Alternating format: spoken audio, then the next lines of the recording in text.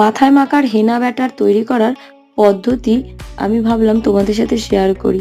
তো আমি এখানে ময়ূরী হেনার বার্গেন্ডি কালারটা নিয়ে বসেছি আর চা পাতাটাকে ভীষণ ভালোভাবে ফুটিয়ে নিয়েছি।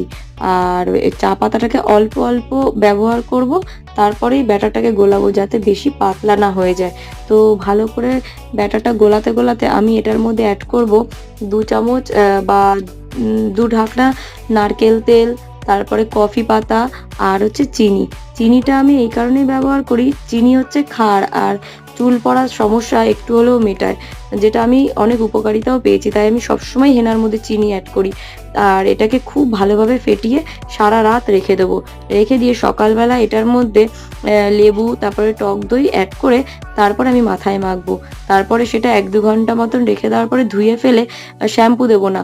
রাত্রেবেলার দিকে ভীষণ ভালো করে একটু তেল গরম করে মাথায় মাখবো আর পরের দিন শ্যাম্পু করবো। ব্যাস।